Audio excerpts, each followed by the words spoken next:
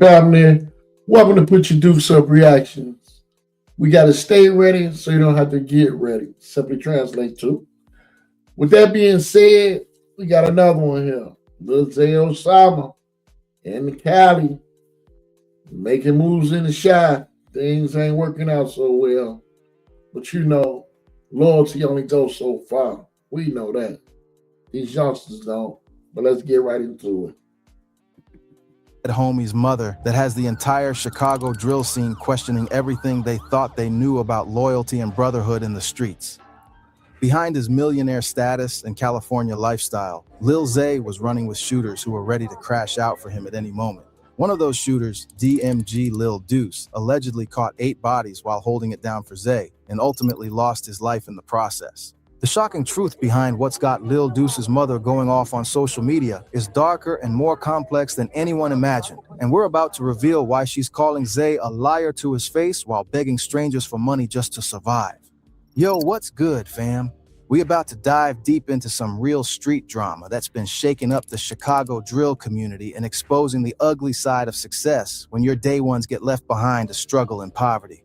Now, before we get into this wild ride, let me keep it 100 with y'all. The street's been talking about Lil Zay Osama living it up in California while his dead homie's mother is literally homeless and begging for help online. But yo, we about to separate the facts from the fiction, the real from the fake, because this situation runs way deeper than just some family drama. March 2026, that's when everything came to a head for DMG Lil Deuce's mother. This woman, who raised one of Chicago's most feared shooters, was posting her Cash App online, literally begging for donations just to keep a roof over her head. Meanwhile, her son's closest ally, the same dude Lil Deuce was ready to die for, was back in Chicago throwing parties and flashing money like nothing happened.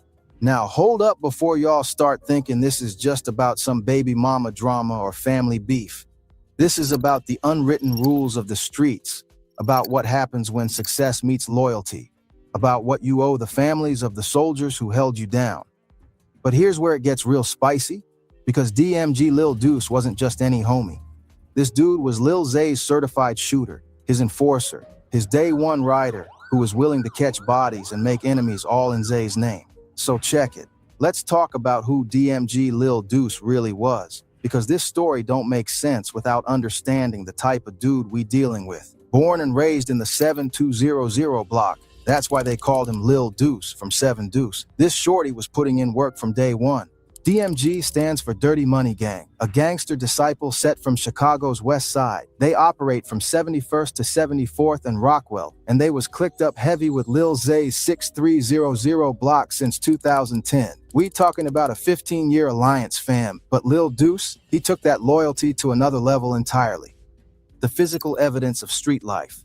This dude was walking around with a permanent limp from getting shot 10 times in his leg during a shootout. And according to him, it wasn't even with his ops. Imagine getting shot 10 times by accident or in some random situation, surviving that and still being ready to slide for your people. That's the level of dedication we're talking about. In one interview, Lil Deuce talked about how bad his recovery was, saying he had to have women helping him with basic daily activities because he couldn't even move properly. But as soon as he could walk again, even with that limp, he was back on the block, back in the mix, back ready to put in work for his crew. Now here's where it gets really dark. DMG Lil Deuce wasn't just talking tough on social media for clout. According to multiple sources, including his own posts, Lil Deuce was claiming 8 bodies, 8 separate murders. Let that sink in for a minute. The man literally posted on his social media, DMGB Scoom 72. One call, we come and get them. I'm up 8 hats. Who the next victim? When it's time they go and get them. Man down in front of children. That last part is particularly disturbing. Talking about killing people in front of kids. That's some cold-blooded stuff right there. But it gets even crazier when you factor in his partnership with Kill Bill from BTBG. Kill Bill, who's been making waves as possibly the most dangerous dude in Chicago drill right now, posted that him and Lil Deuce were up 20+ hats between the two of them. That means if Lil Deuce had 8, Kill Bill was claiming the other 12 or more. These two became known as the Splash Brothers, a deadly duo that was terrorizing their enemies across Chicago. They were literally making videos of themselves riding around with switches and extended clips, planning hits, talking about who they was about to catch next. This wasn't rap persona, this was real street business. Now, in the streets of Chicago, we know loyalty runs deeper than blood sometimes, but Lil Deuce's situation was different because this dude wasn't just catching bodies for his own reputation or his own beefs. According to the streets, a lot of his work was connected to Lil Zay Osama's problems. When Lil Zay's expensive watches got stolen by members of THF, Trigger Happy Family, who you think was ready to get revenge? When Zay had beef with other rappers and crews, who you think was first in line to handle the dirty work? Lil Deuce was that dude, the one willing to risk everything to protect Zay's reputation and handle his problems. The whole THF beef is a perfect example of how deep Lil Deuce's loyalty went. When Zay's watches got stolen, it became a whole street war. THF members allegedly took Zay's jewelry, and instead of Zay handling it himself or just taking the loss, his shooters, led by Lil Deuce, turned it into a blood feud. THFTP, one of the main faces of that crew, ended up getting killed in front of his daughter while they were doing a school project about black-owned businesses. The streets say that hit was revenge for Zay's watches, and Lil Deuce's crew was heavily involved in orchestrating that whole situation. But here's where the story gets even more twisted. Lil Deuce was so loyal to Zay that he was even willing to betray old friendships for him. BVC, Bashville, used to be allies with DMG and Zay's crew. They had songs together, they was clicking up, everything was cool. But according to street sources, Lil Deuce ended up backdooring someone from BVC, a dude named Vonta, who was Lil Sam's brother. The word is that Vonta was hanging around with some of Zay's enemies, so Lil Deuce set him up and had him killed. And get this? He kept it quiet for 5 whole years, still acting friendly with BVC while knowing he had murdered their people's brother. That's the level of manipulation and loyalty we dealing with. Lil Deuce was willing to commit murder and then lie about it for years, all to protect Lil Zay's interests. All this loyalty, all this violence, all these enemies that Lil Deuce was making, it was ultimately what got him killed. In September 2025, he got caught slipping on 91st Street. The streets say BVC finally found out about the Vonta situation and got their revenge. A car pulled up on him while he was walking down the sidewalk and lit him up with multiple shots throughout his body. He died at the University of Chicago Medical Center, and ironically, someone from the opposing crew actually filmed him on the ground as paramedics tried to save him. Now let's talk about the aftermath, because this is where Lil Zay's character really gets put under the microscope. After Lil Deuce got killed, his mother started struggling hard. And I mean struggling for real. We talking about a woman who can't pay her bills, can't keep a roof over her head, literally posting her Cash App online, begging strangers for help. But this wasn't just a quiet plea for help. She went nuclear on social media, calling out Lil Zay and his whole crew by name. She said, "Listen, folk, I swear to God, folk, these dudes get..." You know, it's sad to say, you know, when you out there in them streets doing what you do, and you know you got to have a covenant. You know what I mean? And the covenant, everybody know if something happens, you buy your people out. If they go to jail, if you die, you take care of their family and the kids. And unfortunately, that don't happen no more. Loyalty, these streets ain't nothing in them no more. I try to tell all these cats right now, these young cats, man, streets ain't what it used to be. Get up out of them while you got a chance. For real, for real. There's no way his mom should be out there hurt. No way. So broke, they go duck off in these little towns and act like they getting money like he's a real trapper. Where's the money? We don't see no money. She didn't stop there though. She got specific about Lil Zay's responsibilities. Your baby mama even be going on, you goofy. Why? Because you don't take care of your kids. You don't got no money to take care of your kids. How you want to be bad but don't got no money to get up and go get no grave? That last part hit different. She was basically saying Zay was so broke or so stingy that he couldn't even help pay for proper burial arrangements. Remember, Lil Deuce got an expensive burial put into the wall at a cemetery, which is one of the most expensive types of burials you can get. The streets was saying Zay probably paid for that funeral, but then afterward, he left the family to struggle. But the most disrespectful part of her rant was when she directly challenged Lil Zay's tough guy image. If you ever come to Cali and you say you looking for Z, you lying, because guess what? If you call me and say you in Cali or you gonna pull up on anything, we gonna bump into each other. She was basically saying that all this talk about people being scared to come to California to find Zay was cap because he's not even outside like that. She was calling him out for hiding behind his success while abandoning the people who made that success possible. Here's what made the whole situation even more disrespectful: the timing. While Lil Deuce's mother was online begging for help, posting her Cash App, asking for donations just to survive, Lil Zay was back in Chicago for the first time since getting off parole. And what was he doing? Partying. He was literally in Chicago clubs, throwing money around, posting videos with his crew, taunting his ops, showing off like he didn't have a care in the world. The optics were terrible. You got your dead shooter's mother homeless while you're back in the city stunting like nothing happened. The hip-hop community and street observers immediately started weighing in, and the responses revealed a lot about how people view loyalty and responsibility in the culture. Deuce's Media, who covers Chicago drill extensively, broke down the cultural implications perfectly. How you want to be a gangbanger, you want to be outside, and you ain't even making sure that your mama is financially secured if anything ever happened to you. That's why I sit here and laugh at y'all want to be gangsters, because y'all run around here causing all this destruction, and meanwhile, you're OG on Section 8.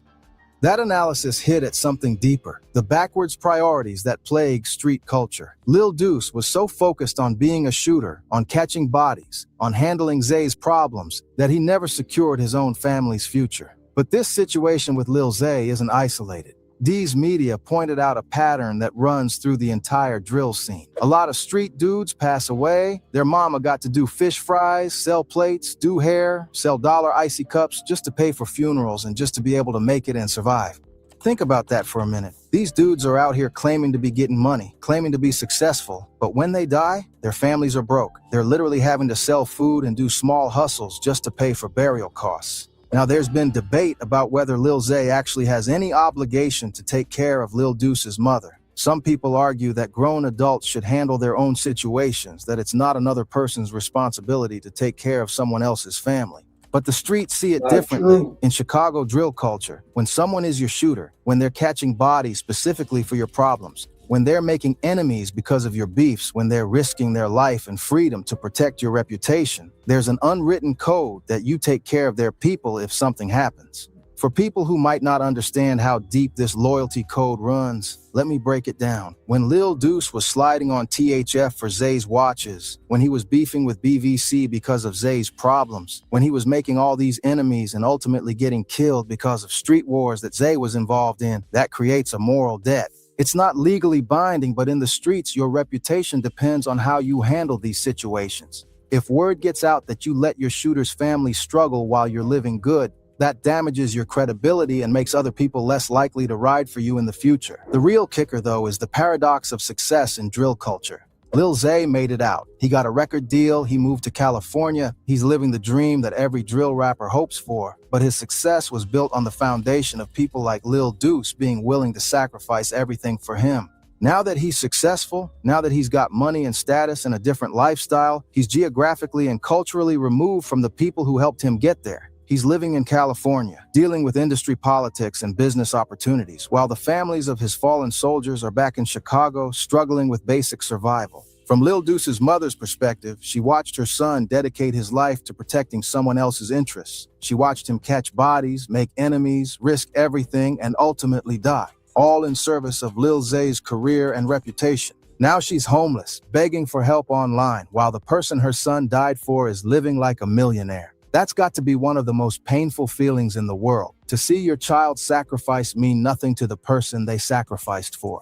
This situation has implications beyond just Lil Zay and this one family. Other shooters and street dudes are watching how this plays out. They're seeing how loyalty gets rewarded when the cameras are off and the success comes in. If the message is that you can use people's loyalty and dedication to build your career, then abandon them when you make it, that's going to change how people move in the future. Why would someone be willing to crash out for another person if they know they might get forgotten when times get hard? At the end of the day, Lil Zay Osama's situation with DMG Lil Deuce's mother isn't just about money or family obligations. It's about something much deeper. It's about what happens when street loyalty becomes a one-way street, about what success means when the people who helped you get there are left behind to struggle.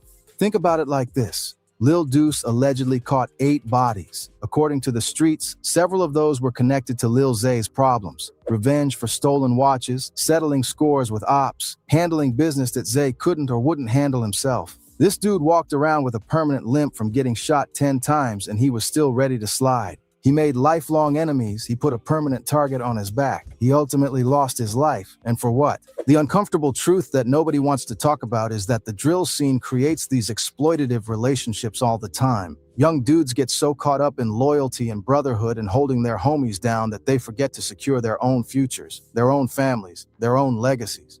Lil Deuce was so focused on being Lil Zay's shooter, so dedicated to handling Zay's problems and protecting Zay's reputation, that he never built anything sustainable for himself or his family. He was living day to day, body to body, beef to beef, never thinking about what would happen to his mother if he was gone. And when he was gone, the dude he was willing to die for just moved on with his life. No long-term support for the family, no making sure they were straight, no acknowledgement of the sacrifice that was made for his benefit. This also exposes something ugly about how the music industry profits from street credibility. Lil Zay's career was partly built on his reputation for having real shooters, for being connected to serious street activity, for having the type of credibility that can't be manufactured. But that credibility came at the cost of real lives, real families, real consequences. The industry gets to package and sell that authenticity, but when the human cost comes due, when the families need support, when the real-world consequences hit, suddenly it's not the industry's problem anymore. The real question is, what does this mean for the culture going forward? How many more DMG Lil Deuce'S are out there right now, catching bodies and making enemies for rappers who might not return that same loyalty when it matters most? This situation is going to follow Lil Zay for the rest of his career. Every time he talks about loyalty, every time he mentions his fallen homies, every time he tries to claim street credibility, people are going to remember how he handled Lil Deuce's mother's situation. That's his legacy now, whether he likes it or not. This story is bigger than just Lil Zay and Lil Deuce. It's about the entire drill scene and how success changes people. It's about what happens when the streets that made you are no longer profitable or convenient to remember. We've seen it over and over. Rappers blow up, move to different states, start living different lifestyles, and somehow develop amnesia about the people who were with them when they had nothing. But when those people were ready to risk everything, when they were catching cases and bodies and making enemies, that loyalty was supposed to be forever. The culture has to ask itself, are we creating a system where loyalty only flows upward, where the people at the bottom sacrifice everything for the people at the top, but that sacrifice is forgotten as soon as success arrives? Beyond all the street politics and cultural analysis, there's a human element that can't be ignored. A mother lost her son and then felt abandoned by the people her son died for. That's real pain, real trauma, real consequences that extend far beyond rap careers and street credibility. DMG, Lil Deuce's mother going off on social media wasn't just about money or bills or being homeless. It was about respect. It was about acknowledgement. It was about a mother who watched her son give his life for someone else's dream and then got left behind when that dream came true. Whether Lil Zay helps her out now or not, the damage to his reputation is done. The streets know how he moves when people are no longer useful to him. In a culture where your word is your bond, where reputation is everything, that's something that can't be easily repaired. This situation serves as a warning to other young dudes who might be tempted to sacrifice everything for someone else's success. It shows what happens when loyalty isn't reciprocal, when sacrifice isn't appreciated, when the people who help you climb the ladder get left behind once you reach the top. What are your thoughts on Lil Zay's situation and how he's handled his dead homie's mother's plea for help? Do you think he has an obligation to take care of DMG Lil Deuce's family, or should they handle their own situation? Is this just business, or is there a moral debt that needs to be paid? Drop your thoughts in the comments below. And if you think this is just Wow. Send my love and condolences to Lil Deuce. I know that street very well. Rockwell. 67. I know the street very well. Live on 63rd Rockwell. But, people claim to forget that on the way up, you don't want to burn a bridge you may have to cross back over. And unfortunately, our little brother's changed right now. And,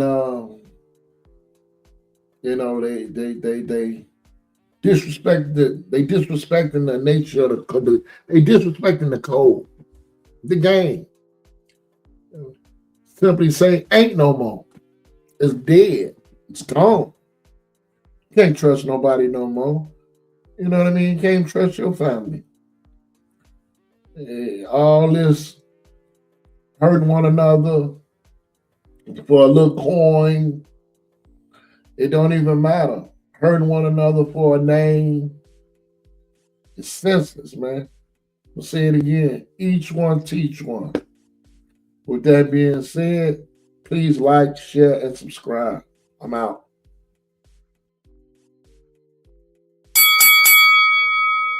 Say no, crack it.